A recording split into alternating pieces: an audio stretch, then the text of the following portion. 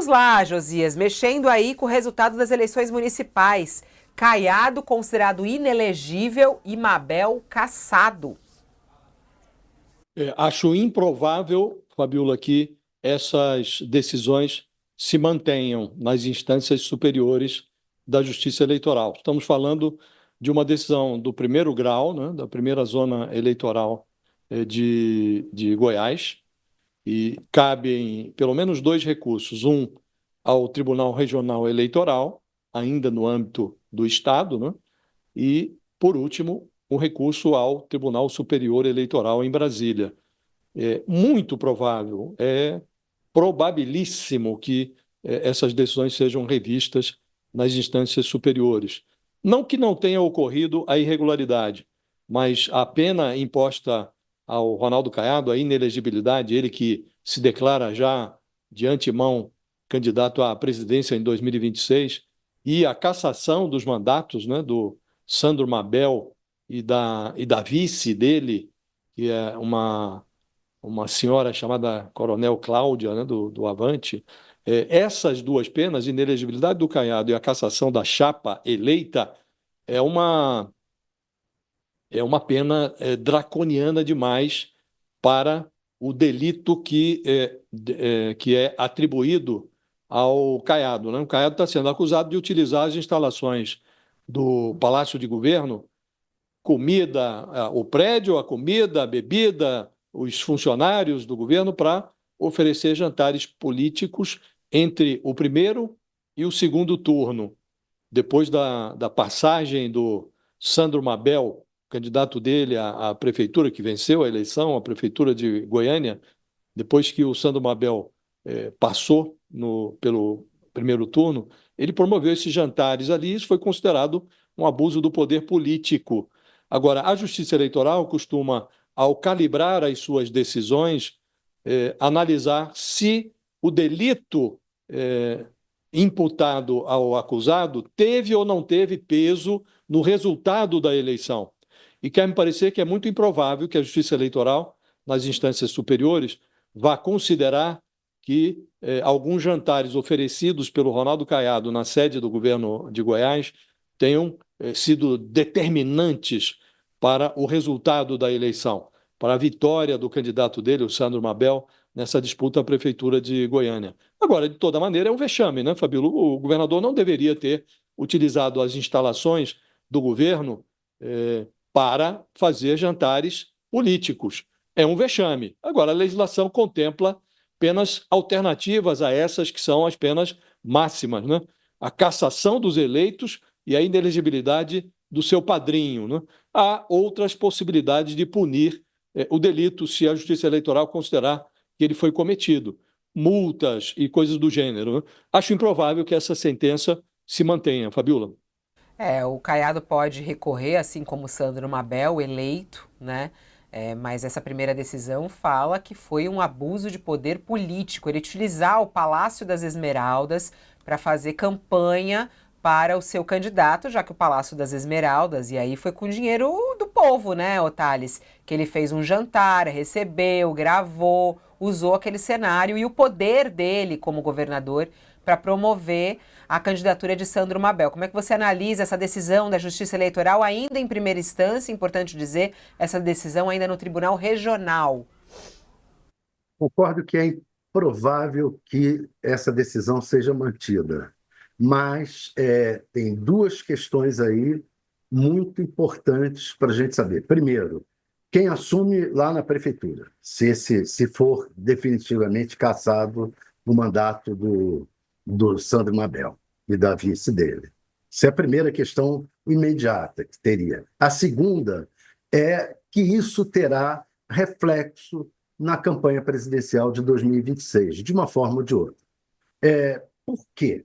Primeiro, os, a argumentação dos bolsonaristas, por exemplo, dos aliados do Bolsonaro, é que isso aí é semelhante àquele encontro que o Bolsonaro teve no Palácio da Alvorada com embaixadores e que esse encontro com embaixadores foi considerado um ato de uso da máquina pública, do Palácio da Alvorada, para interferir na eleição. E isso causou a inelegibilidade do Bolsonaro em última instância.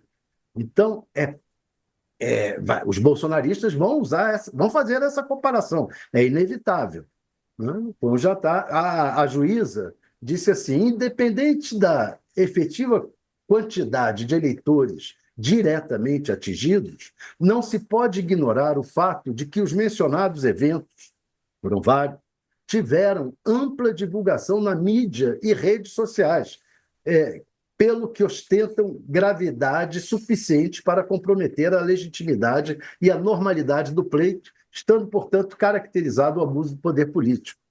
O caso é o seguinte: você pensa o seguinte, um governador de Goiás tem muito mais controle sobre a mídia local do que na mídia nacional. Então, como esses encontros foram repercutidos na mídia local em Goiás? Provavelmente tiveram realmente grande repercussão.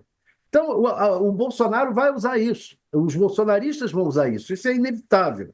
Por outro lado, se o Caiado ficar inelegível, ele não poderá ser candidato em 2026.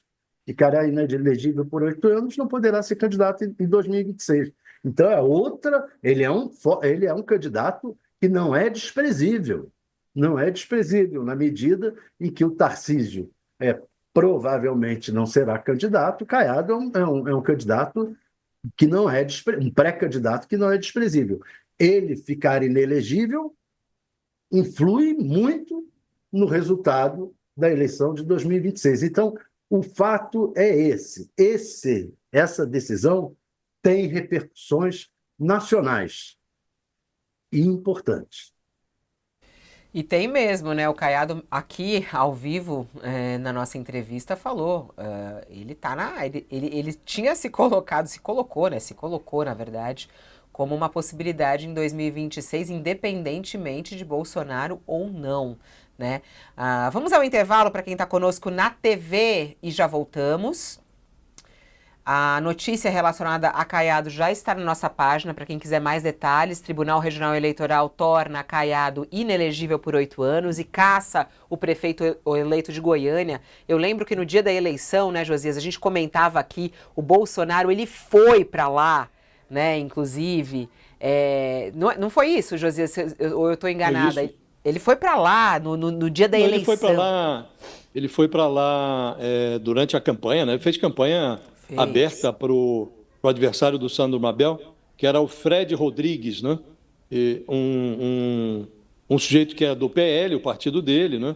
E o Caiado insistiu para que o Bolsonaro se alinhasse com o candidato dele, que era o Sandro Mabel, mas o Bolsonaro deu de ombros para o Caiado, né? Agora, efetivamente, Fabiola, fora a aposta, e eu faço uma aposta que é com muita convicção de que essa decisão vai ser revista.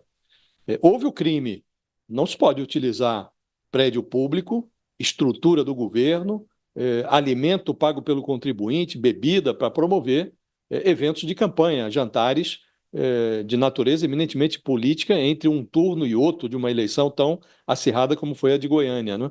Agora, há outras formas de punir, e quero crer que o judiciário atenuará essa pena, e é preciso realçar, Fabíola, que na Justiça Eleitoral o recurso tem efeito suspensivo.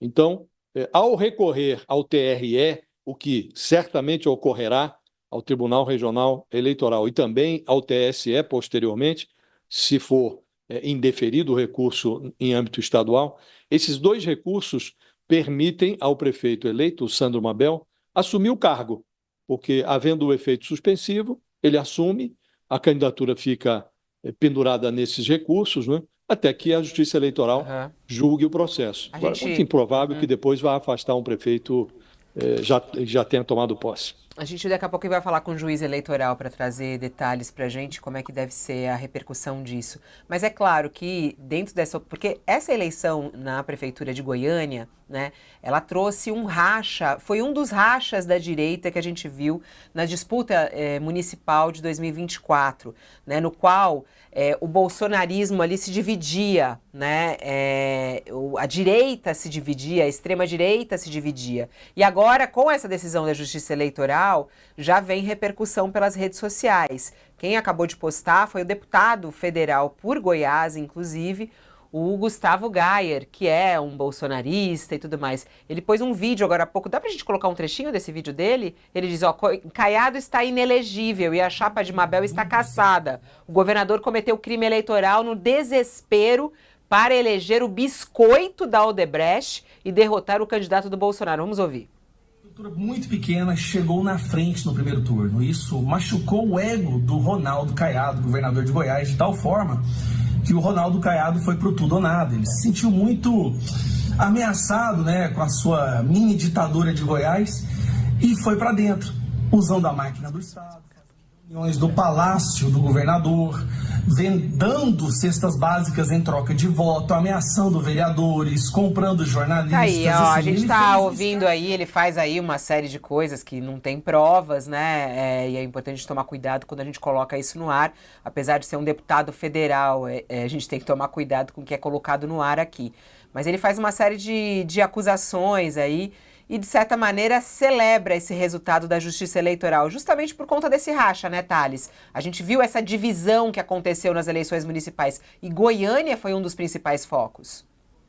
Pois é, os bolsonaristas estavam irritadíssimos com Caiado, especialmente o próprio Jair Bolsonaro, muito irritado com Caiado, porque o Caiado contesta a liderança do Bolsonaro entre os conservadores, inclusive os conservadores mais radicais. O Caiado contesta essa liderança, mostrando que pode haver um tipo de conservadorismo que não seja golpista como o conservadorismo do Bolsonaro. Então, é uma contestação muito forte que deixou o Bolsonaro muito irritado, especialmente pelo fato de o Caiado ter sido vitorioso na campanha. Mas, para ser vitorioso, o Caiado, o Bolsonaro tinha, especialmente no agronegócio, naquela região do Centro-Oeste, ele tinha muito voto, muito apoio, especialmente do empresariado local. Então, o Caiado precisava desesperadamente vencer o Bolsonaro. E, para isso, ele passou do ponto. Passou do ponto e cometeu essa ilegalidade. O fato é que ele cometeu uma ilegalidade. Não há dúvida quanto a isso. A dúvida é quanto à punição que o tribunal vai decidir. Muito provavelmente, o tribunal não deve rever essa penalização.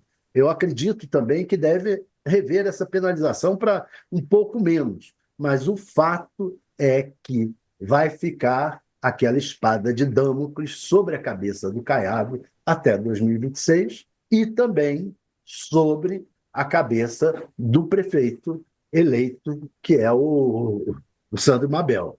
Sandro Mabel, diga-se de passagem, ele já teve problemas no passado, problemas sérios.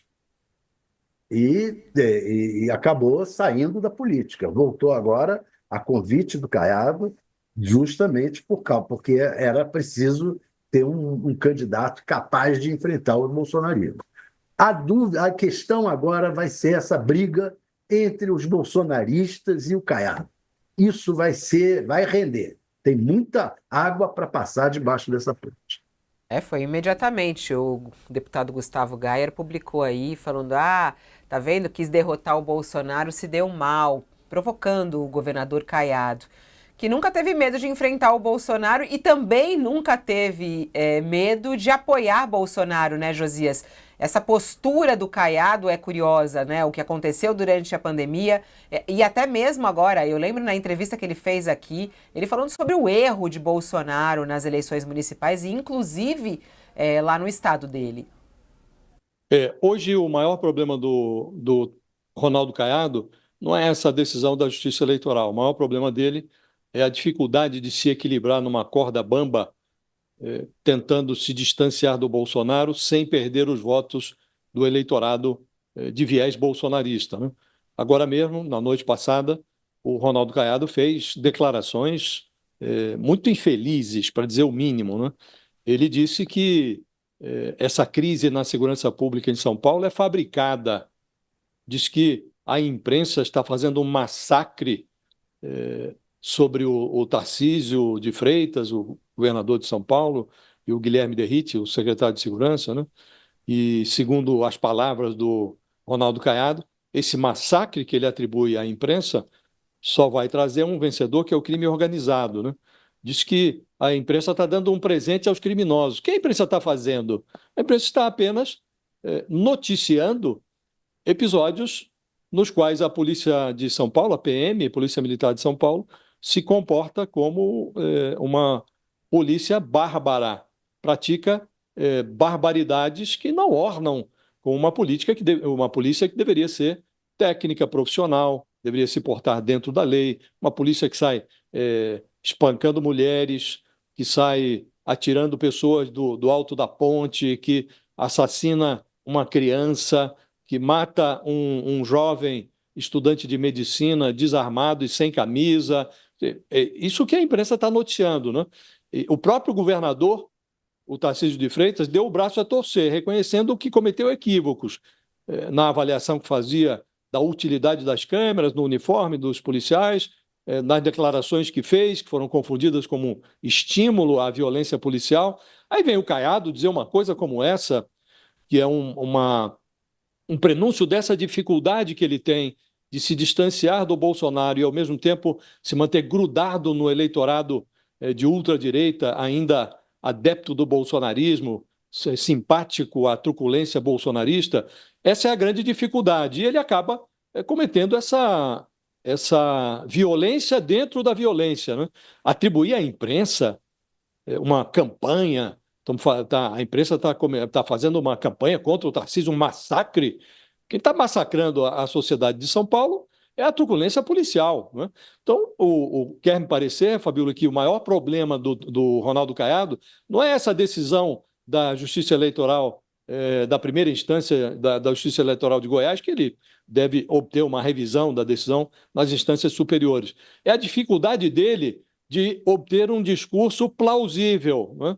Porque aqui o que ele está fazendo é incitar a extrema-direita contra a imprensa, é fornecer matéria-prima para a extrema-direita atacar a imprensa. E o alvo deveria ser outro, né? O alvo deveria ser a civilização da polícia, não a incivilidade de um governador que incita a extrema-direita contra a imprensa, né? Então, realmente, acho que o Ronaldo Caiado precisa arrumar um discurso, né? Esse é o maior problema dele hoje, é esse, Fabíola, é a falta de uma imagem, de um posicionamento adequado para alguém que deseja se apresentar como alternativa civilizada à presidência da República. Mas você lembrou muito bem sobre essa defesa que ele faz, né, ao governador Tarcísio.